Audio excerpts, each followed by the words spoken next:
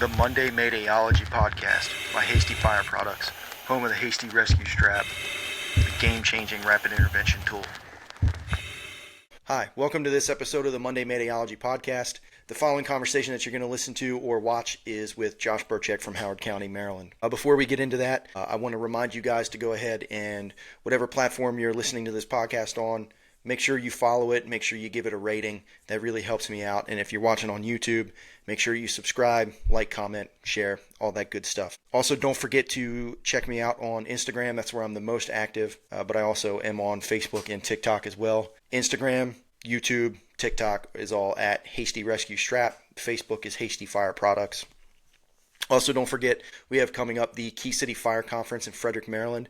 So if you're interested in that, space is filling up pretty quickly. Hopefully by the time this is out and you're listening to it, there's still space to register, but you don't want to delay. If you want to attend, it's a very popular conference this year and it's selling out pretty fast. So you can check that out at keycityfireconference.org. And feel free to reach out to me. You can DM me on Instagram or you can send me an email at hastyfireproducts@gmail.com. And with that, let's get into the episode. All right, welcome back to the next episode of the Monday Maydayology podcast. Today, I have as a guest Josh Burchick. He's a 22-year veteran of the fire service, a captain in Howard County, Maryland. He is the leader of Forged and Unbroken podcast and social media platforms. He is also a lecturer, so I know he goes around and does some lectures on Mayday stuff and gets kind of nerdy on some of the stuff, which I think is awesome. It's actually kind of how we first hooked up on social media, was through a nerdy post that I had made. And he's also a CrossFit coach. So, Josh, welcome. Thanks for joining me. And let's tell the guys anything that you want them to know about you. Yeah, man. No, thank you for having me. Yeah, I started out in my hometown of Clarksville, Maryland as a volunteer. And once I graduated high school, started college, and started also applying. Very fortunate to get into the professional side of the department really young, and went through the 6-month academy there, and in the academy met a really good friend of mine, Dan Syme, who was also an officer down at Kentland and PG. So he got me down there. Had a handful of years down in Prince George's County, which was a wealth of experience with some amazing guys, and just have now climbed up to the captain rank. I'm on a truck company in downtown Columbia. Just surrounded by great people there, and that's been a really awesome opportunity to be back at what I call my home station. And Forged and Unbroken's a little side project that started a couple years ago on the heels of just doing a lot of teaching for Mayday preparedness. I'm one of the IFF fireground survival instructors for the department. Been doing that since 2011, 2012, and had some close calls, near misses, getting my bell rung on a couple calls or with friends. And I think just from an early stage, I knew that you could do everything right and bad things can still happen. Something I say is the fire ground is indifferent to our capabilities. So we can do everything right and bad things may still happen. And I wanted to know how to affect some change if bad things were going to happen. So when that was, I started honing in on that mindset, doing the Mayday stuff and preparedness. And then in 2018, we had our line of duty and subsequent Mayday. And that's when everything really hit home. And we saw where, training, wellness, team trust, and integrity all kind of came together on one point. And that just kind of lit the fire for Forged and Unbroken and some of the teaching that came out of that. And just trying to put the good word out, man. Like we're these whole beings. It's not just engine company work. It's not just truck company work. Like we're messy humans, and as firefighters, we have to really be proficient in a ton of different areas. And so I just started nerding out on psychology and research and fitness and wellness and tactics, and that's kind of been a lot of my driving passion now, is just to putting out the good word and research and things that have worked or areas where I've failed, and hopefully just leaving it a little bit better than I found it. That's awesome. Yeah, the post that I had made was a post on the Yerkes-Dodson curve and how your body reacts to stress, and then how to relate that to what we're going through in the fire service. And I think that was the one where we really started talking a lot more, and I could tell your nerd brain flipped on. And I love that stuff. I'm nowhere near as involved in it as you are.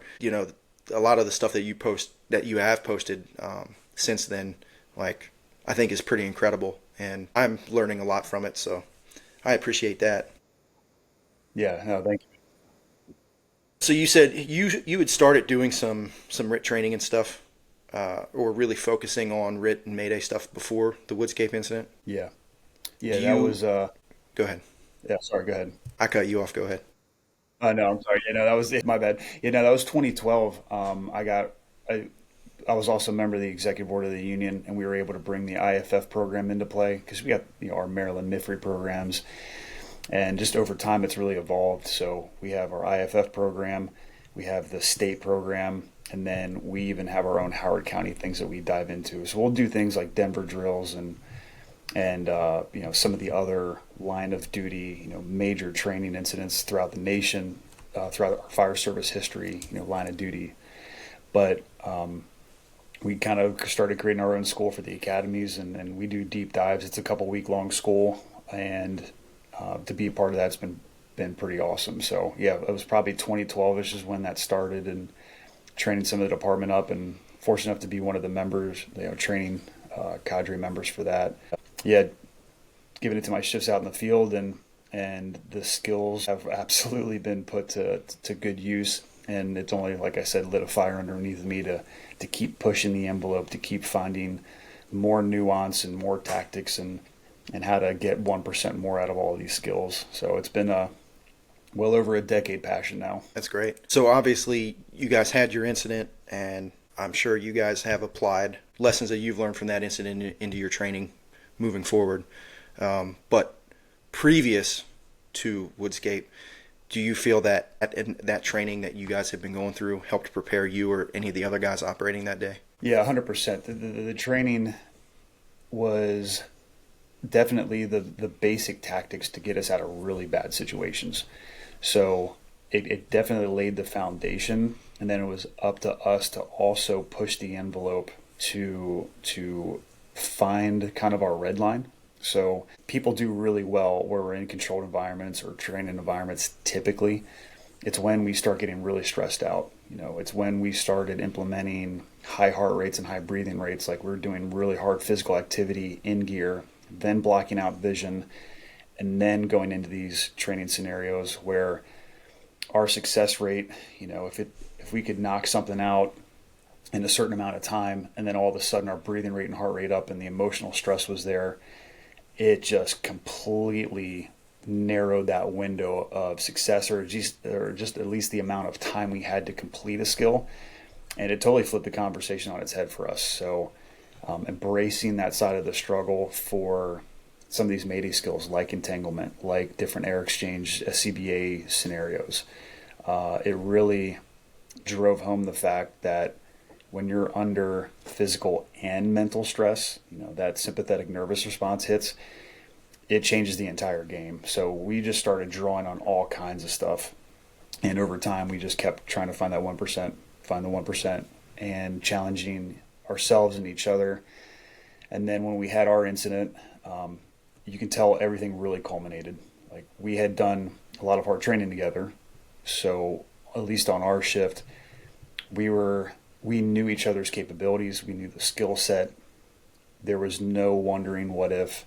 Everybody was incredibly physically fit and capable for whatever got thrown our way. The amount of work that we had to do was, absolutely, it had us all redlined. If our physical fitness was not at a level that was ready for that event, it could have had very deleterious consequences. And just because we had, both in the gym and on the training ground, redlined ourselves in each other, we knew that when we got to that point, like, we were kind of comfortable there. Like, we knew we were working hard. We knew we were up against a lot, but we knew that we were at least capable in overcoming that because we had felt that before. And then post-incident, that just lit a fire underneath of us.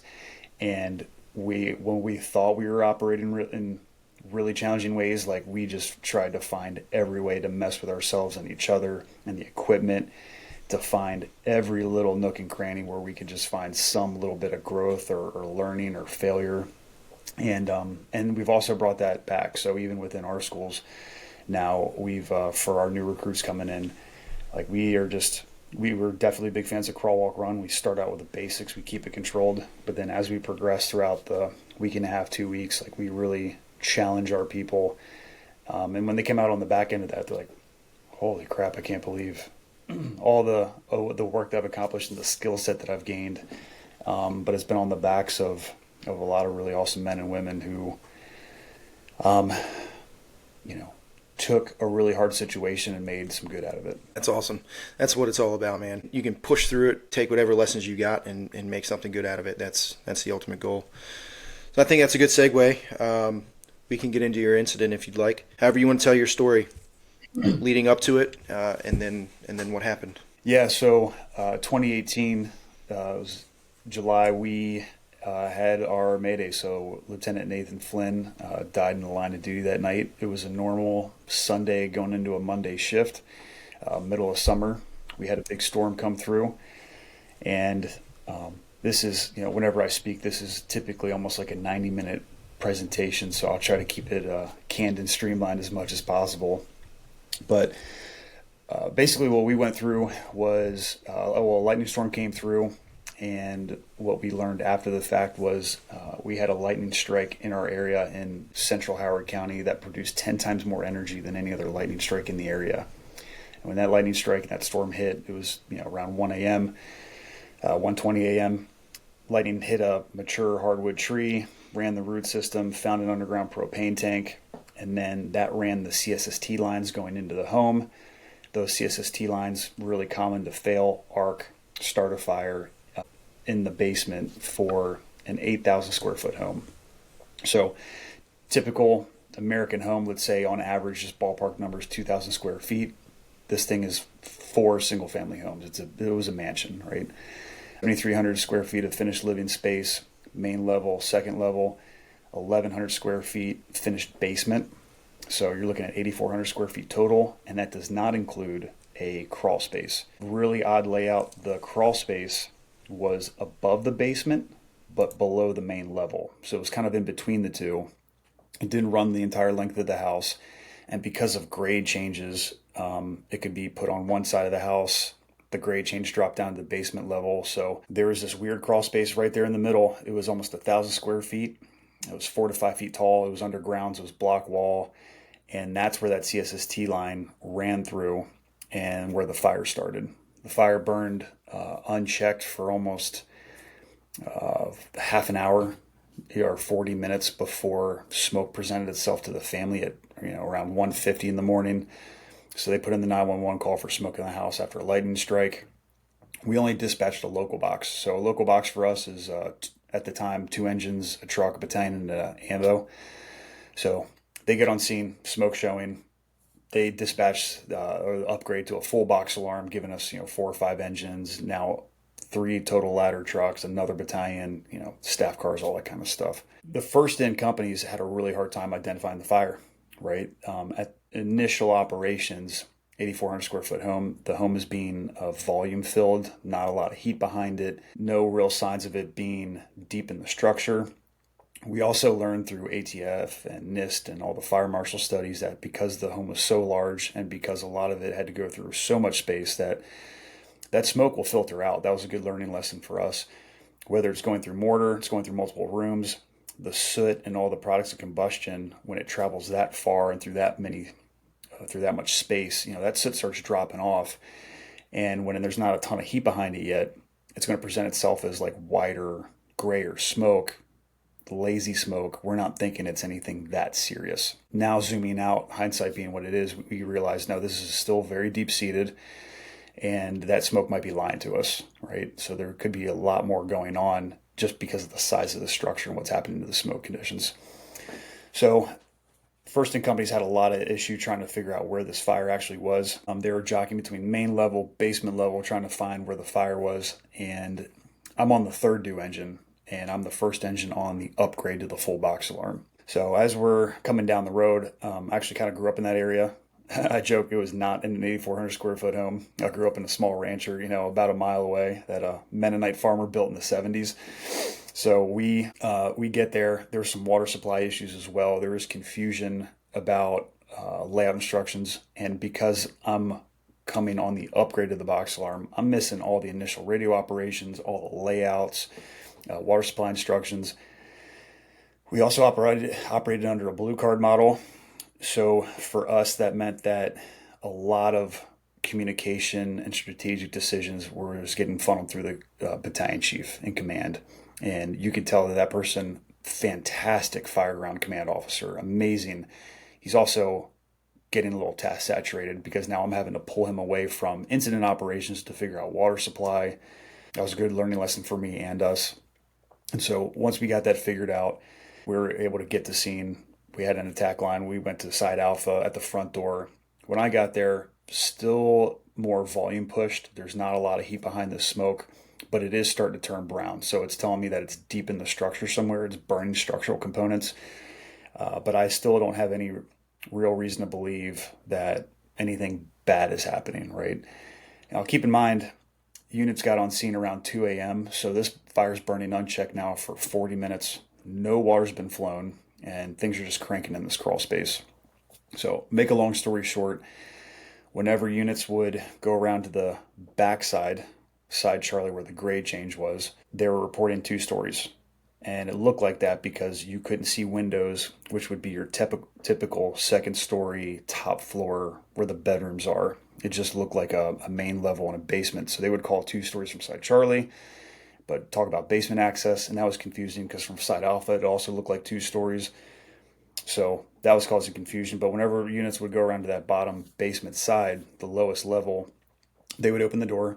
It would change the flow path. Air would get sucked in, go through the crawl space, and fire would show itself through a hole in the floor on the main level. Whenever you close the door, that fire would darken down, couldn't find the fire anymore.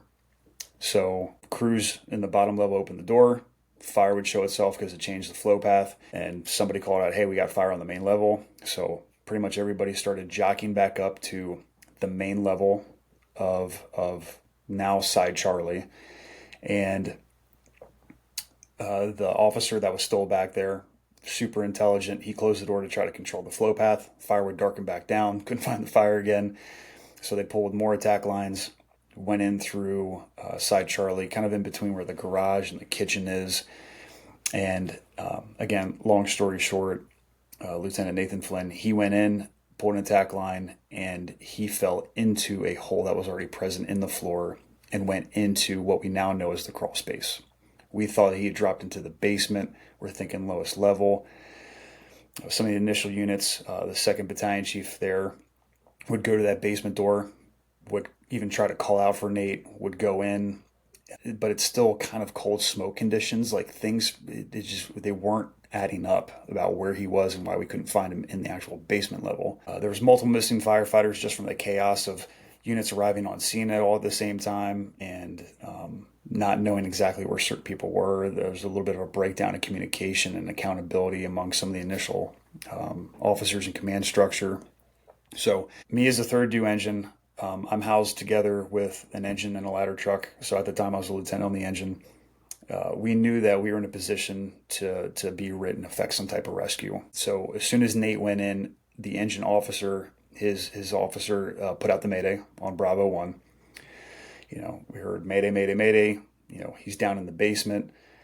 Nate did also get out of Mayday, but that was on Bravo 2. He was on a wrong channel, and that was because of radio operations we had at the time. It was a last channel power up feature we had turned on our Motorola's that we have since turned off. So you could turn your radio off, play with every single button, and when you turned it back on, it would go to the channel you were on last.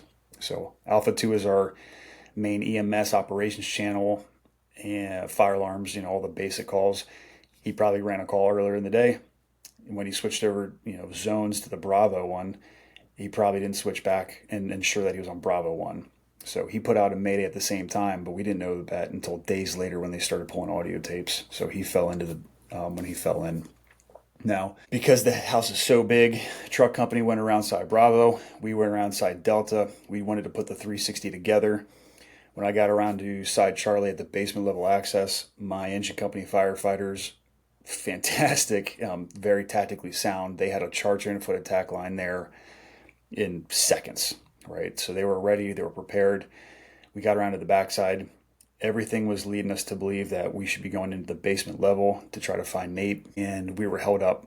We don't know who held us up. We don't remember exactly why, but we were held up for a few minutes because they wanted to get a true accountability of who else was missing. Once they found those missing firefighters and they cleared that, we knew that it was now just Nate. He was on engine 101 as the Bravo firefighter, the nozzle firefighter, and we knew that that was the only person in there. Once we were given the green light, we knew that's who it was.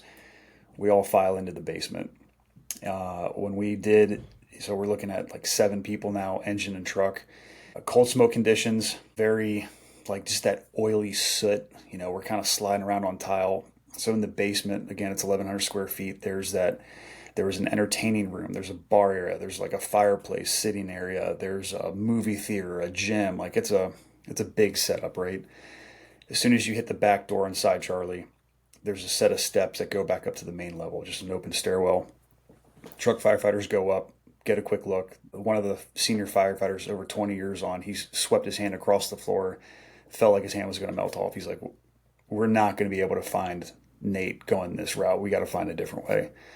So we all come back down and we start funneling back towards Site Alpha. Keep in mind, we had a line off of the second in engine, and that was a 300-foot attack line, engine 3/4. So we started on Site Alpha, went all the way around one side of the home, through Site Charlie, and now we've made it all the way back to Site Alpha. And at this point, maybe 50 feet of line left, and we find this half set of steps.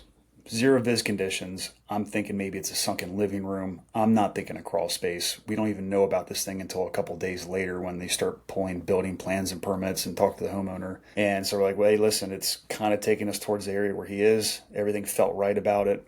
So we get to the top of the steps, like I said, this half set of steps. We find ourselves in this crawl space that we didn't even know was a crawl space. And as soon as we hit the top of the steps, high heat, low visibility, and you can hear Nate's pass device going off. So I talked to the captain. It's like, hey, I can hear his pass device. It's right here in front of us. We have maybe 20 feet of line left, 30 feet of line left. No water's been flown now. We're looking at almost an hour of free burn time. No water's been flown in the entire structure, and we hear the pass device. So we start to shuffle up to find Nate. And in this crawl space, this is everything that's piled in the home that they didn't want to see out in the main living space, right? So they were doctors and politicians in the area. They had catering equipment for parties and events for like 60 plus people. So tables, chairs, the chafing dishes, like Costco everything, Halloween, all the Christmas decorations, like all the things that you could possibly want or use throughout the year that you don't want in the main part of the house. It was all shoved in this crawl space. Old oil tanks when it used to be an oil burning home, little paths in and out, right? So we start shuffling up, trying to navigate all this. And just within the first couple feet, I could feel wires pull across my chest. And I thought to myself, hey, I can swim technique, get under all these wires, go grab Nate. But if I'm in a position where I got to get him back out through this mess, now I've got a down firefighter trying to get through this wire mess. Like, this is not going to go well. So I take out my cutters, I keep them in my chest pocket, and I start cutting the wires away. It was kind of a blessing and a curse with the hole in the floor. It probably lifted a little bit of the heat and smoke, but we had fire all around us. I knew it was kind of getting bad, and I talked to my nozzle firefighter, Allison Drini, call him Drini. It's like, Drini, man, you got to knock this down. Like, it's kind of getting bad in here. We need to get Nate. And I remember there was enough light from the fire to see him kind of hunched over, and phenomenal dude, tons of experience, super calm in bad situations. And he was still incredibly calm, but it was just a weird position to be in, all hunched over like that. And he's like, bro, I'm stuck and the nozzle's stuck. He was wound so tight in these wires when they dropped on us that he couldn't even open the bail of the nozzle. He couldn't sit upright. So I'm like, oh my goodness. So we just keep getting thrown all these curveballs. So I have my cutters out. So I start cutting him loose. The nozzle gets freed and he starts opening the line and start knocking down fire. So that's the first water that's been flown in this entire incident. You're looking at, right around an hour burn time, give or take. So he's freed. He's doing his thing, knocking down fire. And the captain, I could see, he was trying to shuffle out of the way. And when he was doing it, he was turning to move to give us room. And the wires are now cinching him down. and I could just see him kind of getting hogtied. So I cut the wires away from him. He starts getting freed up. One of the truck firefighters, Mun, he slides up, sees what's going on. He starts cutting wires and clearing the path. And I'm thinking, man, we essentially had our own Mayday. Even if we wanted to get a Mayday out, we couldn't even get communications out because we're underground, surrounded by block walls. So we had no radio comms at all. And I just remember thinking, man, if this place flashes, if something bad happens, like, I don't want to turn around and have to bail and hit just a wall of bodies on this half set of steps. I was like, Mon, once you clear these wires, like, single stack on the steps so we can bail if we need to. It's just where my mindset was. Just being in other bad fires, knowing that sometimes you just hit a wall of bodies on stairs. It's like, give us a place to bail. So he's like, dude, I got you. I got the wires. We'll single stack. It's all good. While this is all going on, the backup firefighter on the engine, Andy Hoffman, he had no idea any of this was happening. So he thought we were all just kind of sitting there knocking down fire, messing around. He went around to the side of us, completely misses any wires, slides up to get Nate. Nate was found kind of face down on his side. In the crawl space, there was a wall that separated both sides of the crawl space. So 500 square feet with an open door in the middle. When Nate dropped down, it looks like he found that wall, tried to search down it, and we found him right in that doorway. When Andy found him, he had his buddy breathing line out. He had his air whip out, so he knew that he was ready to make some type of air exchange or give him air if he needed it. Nate had his face piece on. His gear was down, cinched down super tight, worn appropriately, and his BA was on and still had air in it. Wow. So all that's going on. Once the entanglement's cleared, I talked to the guys. I had a Halligan bar in my cutters. I'm baseball swinging the floor to make sure everything's sound. I'm thinking, more bad things are going to happen. I drop my Halligan bar and cutters, shuffle up to meet Andy, and I get to him. I can see what he's doing. He kind of sits him back up, make sure he's packaged well. He's ready to do an air exchange. And I'm like, dude, we got to go. We got to get out of here. So we both grab his shoulder and we start to pull, and he doesn't budge. So you think you got two firefighters shoulder to shoulder with carrying, the third down firefighter, and we have this little path to work through, and he doesn't move, he doesn't budge, and we're falling all over the place. So I said, all right, let's try a coordinated effort. So we're on our hands and knees. We each have a shoulder strap, and I say 1, 2, 3, pull, and he moves. It's like, all right, it's working. 1, 2, 3, pull. 1, 2, 3, pull. And so little by little, we start to pull him out. We're still falling because we have a little pathway, and there's just stuff everywhere that we're getting tripped up against. But we pull him about 30 feet back to the top of the steps. I remember metabolically, I've been doing CrossFit since 2007. I'm a strength and conditioning coach. Been a firefighter for, at the time, 13, 15 years. And I was just completely smashed. I remember thinking, I'm working within 95% of my capacity. I'm going to save 5% in case I get thrown another curveball. Because if I redline any more, I'm going to be no good. That's where my mindset was. So we pull him back out. Allison Dreen's doing a fantastic job keeping the fire in check. I think he was one of the last people out, just protecting us. We pass Nate off to the truck firefighters. They start bringing him down the half set of steps into the main part of the finished basement. And as I'm coming down the steps, it was almost like in unison, all 7 bells just start ringing within 30 seconds of each other. So now I'm thinking, we just keep getting thrown all these damn curveballs. Now our low air alarms are sounding. We have a down firefighter.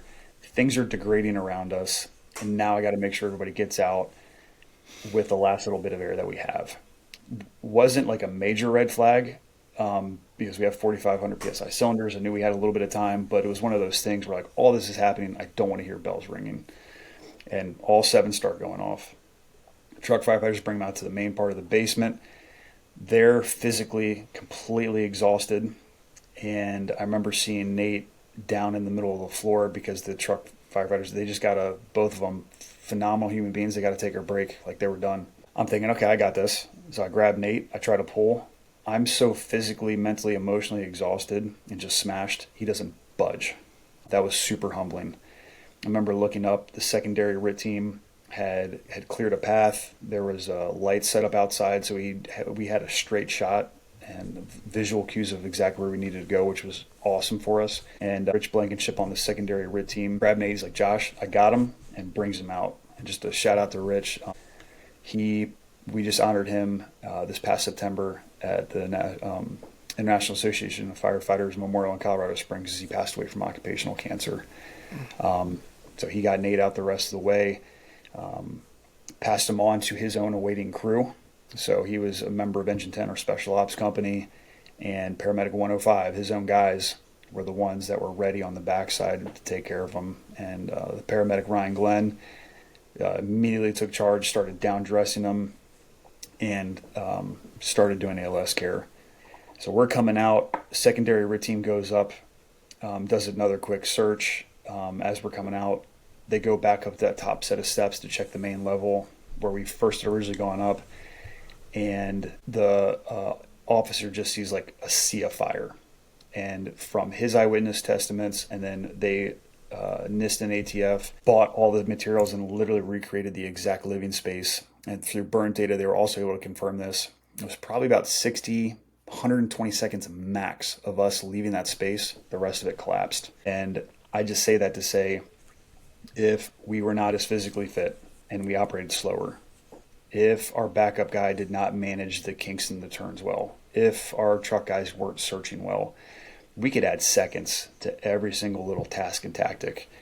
And we could easily add one more minute to that entire operation. Easily minutes. You know, you think of companies when they go through training, you have a company that could do it in 5 minutes. You have another company that might take them 12 minutes to do an evolution. Yeah.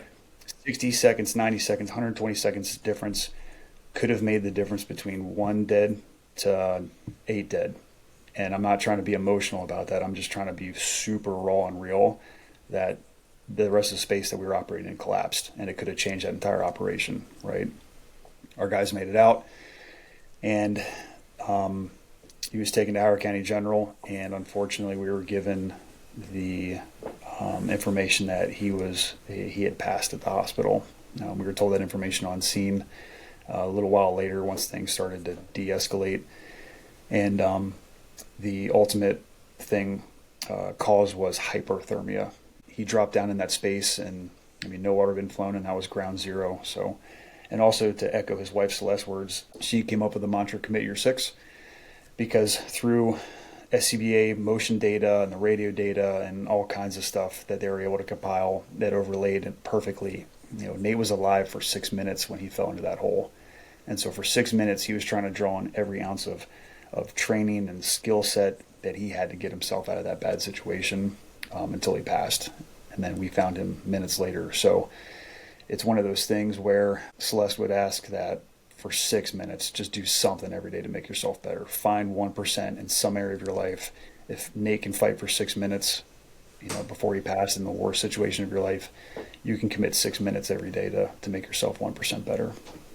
So that's the cliff notes of our line of duty in Mayday in 2018, and obviously there's a ton to come from that, and downstream all types of mental health stuff, physical health stuff, training, strategy, tactics, command level stuff, operational changes, all types of things, as come from that. And it was it's definitely one of those life-changing events. But even through all the struggle, there's also gratitude, obviously, that we made it out, but that we are able to put out the good word, show and tell what made us successful in getting out and managing all those curveballs. And I know we're all learning through some hardship here, so we're just trying to take a bad situation and hopefully get something good out of it. And unfortunately, fast forward a few years, I live in Frederick County, and I live in the first due where Josh Laird passed. And with your all's incident, that's something that hit near and dear to me, not only because it was right down the street, not only because our school, my kid's school, is right next to your all's firehouse.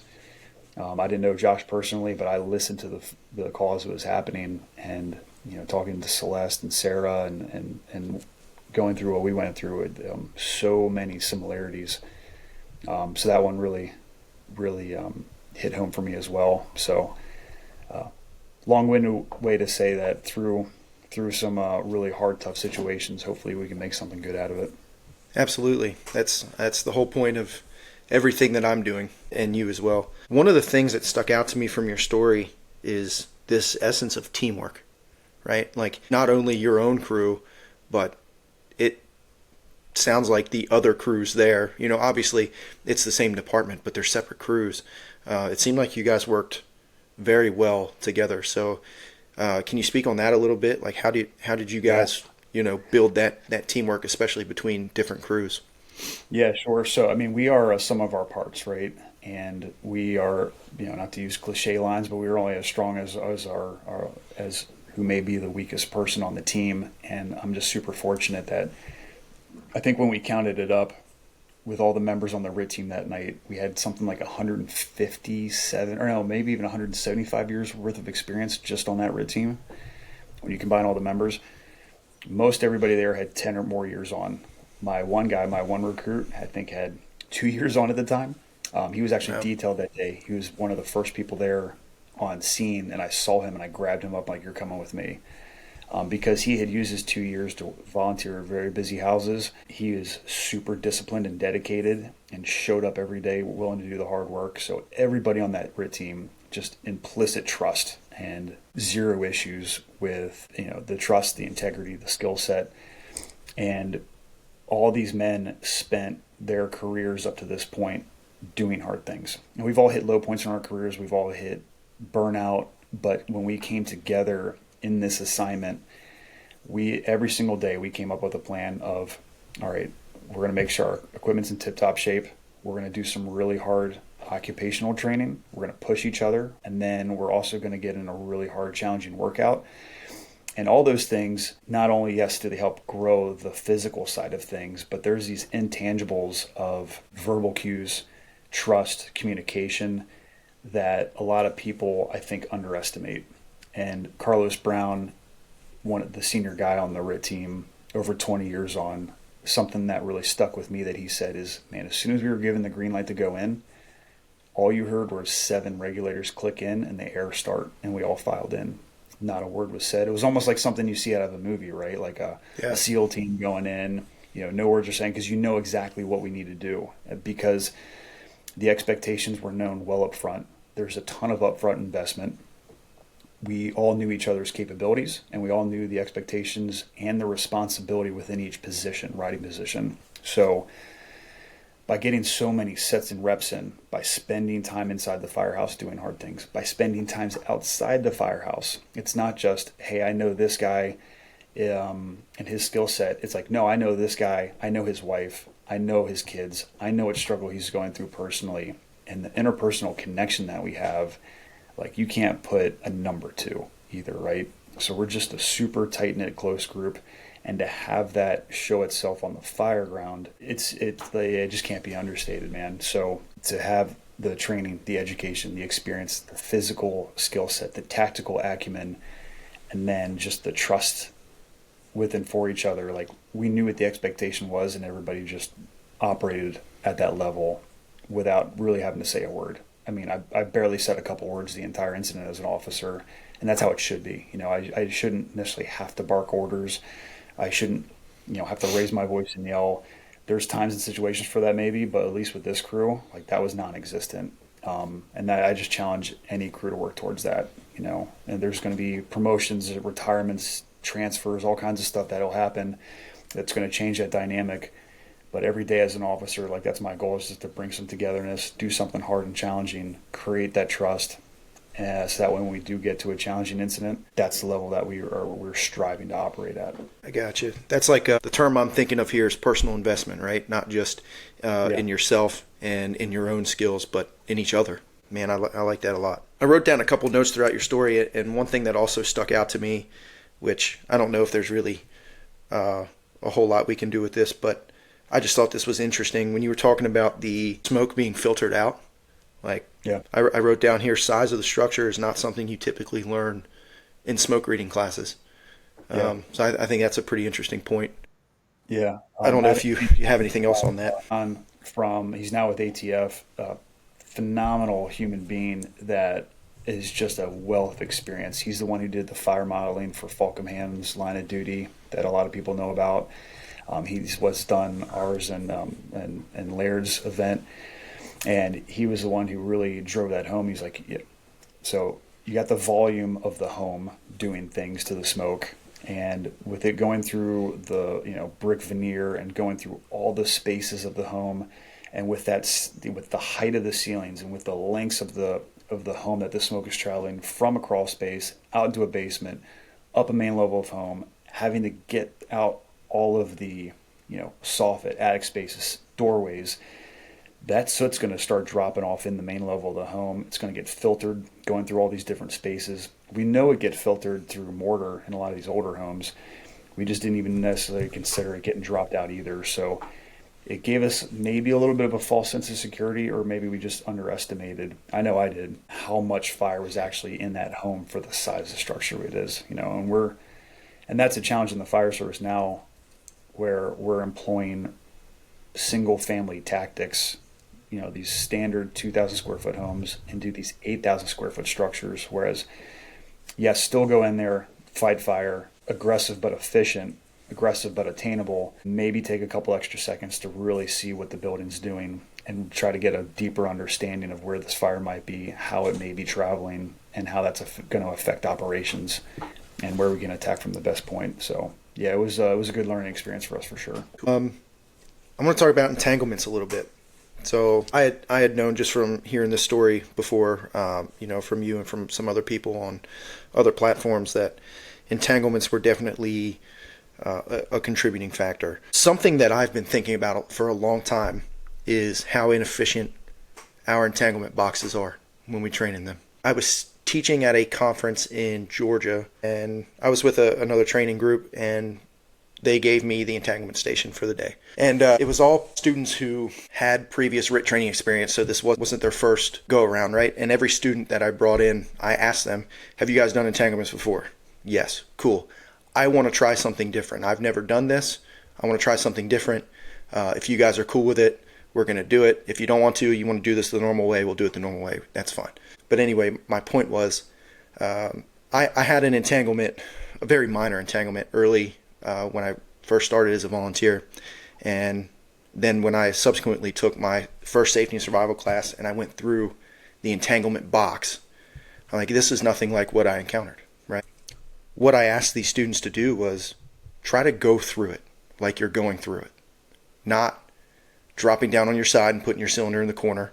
Because if this happens, the likelihood of you being on a wall is, sure, it can happen, but it's pretty low. You're going to be operating in the middle of a room, unless you're in a hallway or something like that. And what happened to me was it was a commercial building. There was a drop ceiling that had already come down, and we were standing up, walking around. Probably shouldn't have been, because we couldn't really see anything. But the wires from the ceiling were already there, and I walked into them, got tripped up, and then fell, right? So, and I was in the middle of a commercial building. I had no wall to put my cylinder in.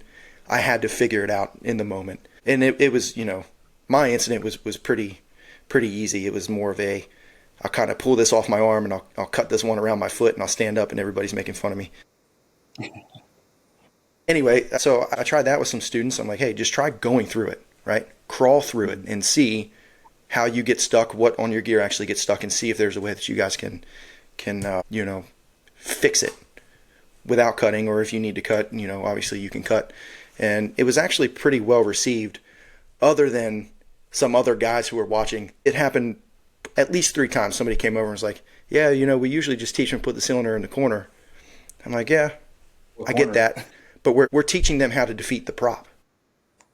Yeah. We're not teaching them actually how to get themselves untangled, or when you are kind of tangled up and stuck, how are you going to reach for your tools for your cutters? So do you have any thoughts on that, or have you ever tried that? The early on training, no, we definitely use the prop, crawl, walk, run style. Mm-hmm. I know, and that is, I think, one of the limitations for probably a lot of our academies that are bound by like JPRs and other stuff, or just timelines and budgets and stuff. We're definitely using the prop. As we get away from that, though, and once we get towards the back end, I know that when we kind of take them through our confidence course, our final culminating event, it's not necessarily in a prop. Yes, sometimes it's in a hallway. Obviously, we're operating with a burn building.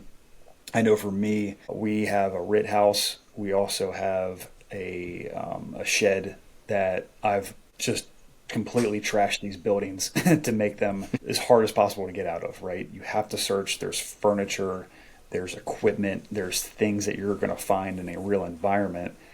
And I put the entanglement into that. So probably not as wide open of a space you're talking, which is funny now that you think about it. I was kind of the same thing after this fire. I was in a low budget one where kind of the same thing happened.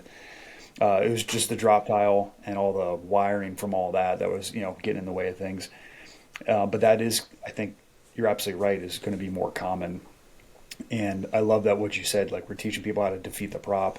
If we can get away from that, at least for final culminating events or like the back end of the crawl, walk, run and our run scenarios, find real environments, like trash a part of the firehouse. We have outbuildings that we'll use, and we've had wires that we've accumulated over the years where we can draw up all kinds of crazy stuff, and that's been so much more realistic than the metal tube, the metal box that we use. So good initial training, but I'm 100% on board with you. Like, we got to make it real life, because that's what's going to happen on the street. Yeah,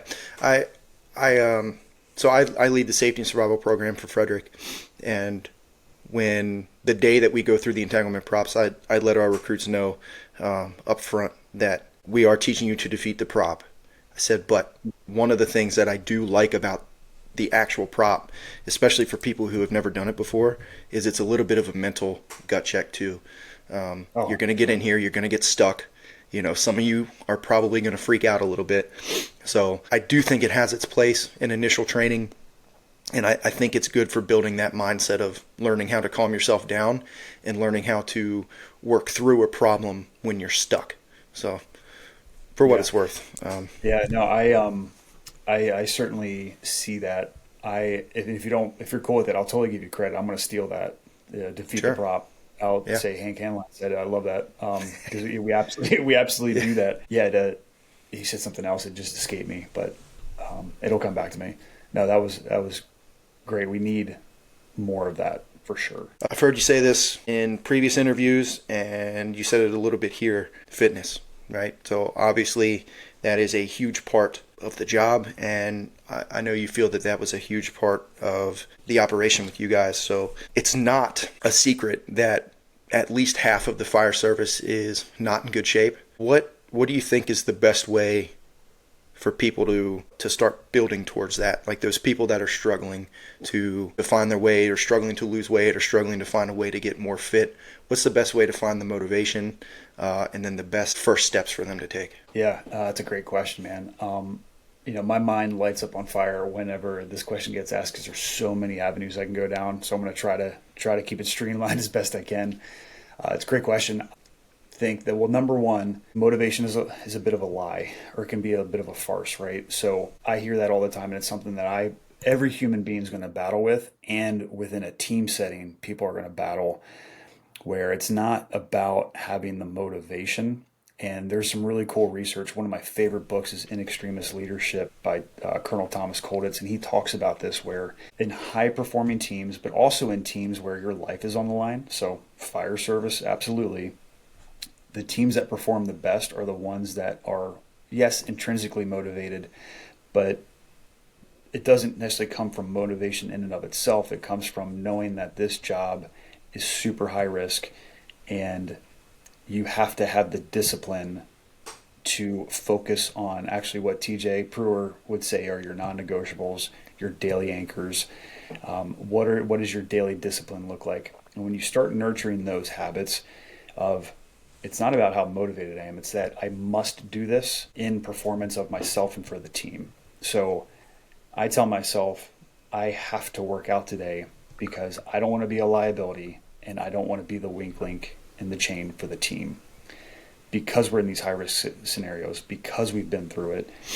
And then that on the backside is what will help breed that motivation. So it doesn't necessarily come from up front. So a little bit of a soapbox, but I think it's a nuanced thing that really means a lot, because people will literally tell me, oh man, I'm not motivated today, I'm not feeling it. That's fine. You don't have to do level 10 work right now, but at least just come in and do some activity and do level 7. The other thing I'll say is that I will never throw shade at any type of physical activity. Anything's better than nothing. We are a sedentary culture. It's what they're calling it, like type 3 diabetes. The obesity meets up with sedentary lifestyle. Like that's the new epidemic that we're dealing with just throughout as a nation, right? So any activity is better than nothing. I will say though that if you focus on specializing too much in one area, you can be a liability on the fire ground. And what I mean is, if you're somebody who's a marathon runner, but you can't deadlift your body weight, you're a liability on the fire ground. If you're somebody that can deadlift 600 pounds, but you can't run to the end of the street, you're still a liability. So think about fire ground scenarios. You got to do a lot of work. You got to move a ton of weight, and you got to do so relatively quickly within the confines of your air supply. You need to be strong. You need to be fast. You need to have the endurance. You need to have the mobility, and you need to have the stability in your joints to be able to overcome these scenarios. I know people that are so immobile that they can't reach behind and touch like the back of their helmet to remove wires if they get stuck on the top of their bottle, right? I know somebody that can't reach behind and get the URC in a RIT scenario because their shoulders are so tight. So we really do need to be really well-rounded athletes. And for me, I know my bias is CrossFit. I think what most people underestimate with CrossFit is it's infinitely scalable. And what I mean is you don't have to do what I do. We can preserve the stimulus of the workout and we can just cater to your needs. So if you're somebody who's just starting a physical fitness journey, whatever the work might be that's programmed for the day, we can change the volume of it. We can change the weight. We can change the rep scheme and structure of the workout. But as long as you're still getting in there and getting the physical activity and you're preserving the stimulus, like, hey, the stimulus is we need to do 12 to 15 minutes of work and I need you to be working at 85% of your capacity the entire time. And you need to do it with this equipment. And we're going to scale it to meet your needs and abilities right here, right now. That's going to create more buy-in. You're going to do so safely and you're going to find that growth. I think where we have trouble is I see a lot of young guys come in, there's zero warm-up. They trash their bodies. They lift as much heavy weight as they possibly can, and they go sit down. And so they're training their body to get immobile, to get tight. They're not focusing on cardio or vice versa. And there are tons of different programs out there, and we can recommend them on the backside of this. But do hard things, do them quickly, have it replicate the fire ground, right? I know there's this massive trend about working out in gear. I'm 100% for it. And if you don't want to work out in gear, I'll be honest, a lot of my workouts aren't in gear because it also trains you to be a little bit less mobile. Just think about the type of stimulus that you have on the fire ground. If I've been fortunate to be in house fires with rescues, multiple rescues, the Maydays, the near misses, throwing ladders, just these high stress environments. We got to do a lot of work in a little bit of time. And so I just want you to replicate that stimulus. If you want to do the bench and the buys and the tries, that's fine too. Just instead of resting for 3 minutes, do it all in a row. Like that's what's going to replicate the fire ground more. And if you want to go down a nerd rabbit hole here, I have tons of data. Like we have our lab settings, and there's a ton of firefighter research out there on physical preparedness for the fire service and the demands that we see, and they're super high stress. Most of these, almost all of them are done in controlled environments or some type of lab setting, training ground setting, so there's not emotional stress there. And what you'll see in Key City here coming up in March is I have metabolic data from house fires with rescues, line of duties, Maydays, and the metabolic data is showing that we are under so much more stress than what the lab setting is showing us. And so this is part of my call to action is it's kind of a three-pronged approach. And we've already talked about one. You need to have the tactical acumen to get you out of a bad situation. You need to have the emotional regulation to be able to overcome these stressful incidents and manage the adrenaline, because a lot of people can't. And then the third prong is you need to have the physical fitness, because that's why we're getting into these cardiac arrests. That's why we get into diabetic episodes, because of excessive ATP usage and heat burden from uncompensable heat stress in our gear. Science is very clear on that. And so I'm seeing strain levels of firefighters of their heart rates in the 190s. Well above their theoretical max heart rates. Metabolic equivalents, the Bruce protocol test that firefighters have to go by is 12 METs, which is the minimum standard for the fire service, which as a comparison would be like a controlled setting in gear SCBA walking steps. That's 12 METs. 16 METs, zero vis environment, search and rescue, in gear, breathing air, that produces about 16 METs. When we're on fires, I'm having bread and butter fires, pulling ceilings, squirting hose or squirting water, attic fires. I got firefighters that are producing 20 METs.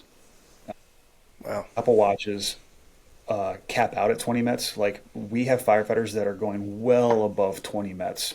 Heart rates in the 170s to 190s on very bread and butter incidents, and then also house fires, like I said, with rescues, maydays, near misses. And I'll have that mayday or a lot of information coming up here soon in at Key City. But it's turning the conversation on its head. Real environments are obviously much more stressful than controlled environments.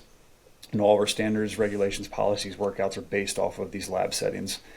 So I'm not trying to damn anybody. I'm not trying to play on emotions. All I'm trying to do is keep it real and say, you have to be physically prepared for this job. And if you're specializing in any one area, I'm not saying don't do your hobby, don't do the thing you love, but if you're also not including high intensity exercise into the mix, you are absolutely 100% a liability on the fire ground, because when it matters most, which is rescues, maydays, near misses, that's when all those things are going to culminate and challenge you. So I want you to feel that and know what that feels like before the incident comes out. You should never first time feel something on the fire ground. That's great, man. That's incredible. Cool. Thank you for that. My last question for you. What's your favorite part about firehouse life and your favorite thing to train on? Like your favorite firehouse skill or fireground skill? Firehouse skill, I think, I really go back to SCBA emergencies a lot. Like, I love everything. Like, I'll back up. One of my favorite things is pulling lines in real environments. So I'll go to garden apartment complexes. We have probably every style garden apartment ever thought of in the nation in Howard County. Like, it's crazy all the different things that we have there. And so I love pulling hose in all the different stairwells, high rises, vacant homes, like anywhere. Like, we hit the street, like, hey, that looks fun. Let's go pull hose over there, because I want to try to keep it as real as possible. And then secondary to that would also be SCBA emergencies. We kind of take it for granted. We have amazing equipment. It's largely really well made, but there have been line of duties and near misses and maydays based off of that. And for whatever reason, deep in my psychology, deep in my psyche, it freaks me out, because that is literally our last line of defense. If that thing lets loose on us, and there have been catastrophic failures in the American Fire Service, we are really SOL. And so I've done deep dives on how to overcome situations, and I've done all types of configurations. I'll purposefully break and cut certain parts of the SCBA to hopefully save myself. Like, I'm doing all kinds of crazy stuff with these things just to try to find solutions to when these things, let loose on us, or there's some type of mechanical failure, thermal degradation, mechanical degradation. So that's definitely stuff I nerd out on and commonly revisit with the shift. Yeah, man. I tell people all the time, the two things that are going to save your life and you need to know how to operate them is your SCBA and your radio. Yeah. You take care of so many maydays and near misses if you just handle those two. Yep. Awesome. Well, Josh, thank you very much for joining me. How can these guys get a hold of you, or where can they follow you at? I appreciate it, man. So I have Forged and Unbroken Fire, and is what I put a lot of information out on Instagram. I also have another page, In Extremis Readiness, which does even more deeper dives on the Mayday side of things. I have a podcast out on all major streaming platforms, and I also have a Patreon account. If anybody's interested, it's $6 a month, and every day I put out content. So every day there's workouts. So if you're somebody who doesn't know where to start your physical fitness journey, 6 days a week I put out a workout, and these workouts are designed to be very friendly in that you can have a really hard workout and be somebody who's done CrossFit for 20 years. You can be a single dad or mom that's got a set of dumbbells, and you can just do something in your garage while your baby's taking a nap. Like, I really want to make it approachable and simplistic, and you still get a great workout in, and it applies to the fire service. There's growth mindset episodes that only live there. There's mobility, injury prevention, physical assessment videos so you can fix yourself if you're not feeling well. Early access to the podcast. There's all types of research, and 1/3 of all of that is going to charitable donations for public safety and the fire service. So it's going to good causes, and also quarterly I do a give back for any member that's on there. and in forms of like rescue equipment, fitness equipment, just all types of swag, just as a thank you. So those are the main areas. If you ever to get contact from me, forgedinabrokenfire@gmail.com. And I always reply. It might take me a day or two, depending on what's going on with the family stuff, but I got a 100% response rate. I enjoy talking and nerding out with people, right? So as long as you're patient, I'll get to you. But those are the main areas on Instagram and through all that. So, man, I appreciate you letting me share that, and thank you to everybody that's supported and followed me along on this crazy journey, man. It's been cool. Absolutely. Thank you. And I'm looking forward to seeing you at the Key City Fire Conference. And since we brought that up, I will mention that March 13th through the 16th in Frederick, Maryland, Key City Fire Conference. Go to keycityfireconference.com. Register soon because it's actually filling up pretty fast this year. So, yeah, awesome. Yeah. All right, Josh. Well, thank you very much. And it was good to talk with you. And we'll see you later. Yeah, appreciate the opportunity, man. Thank you.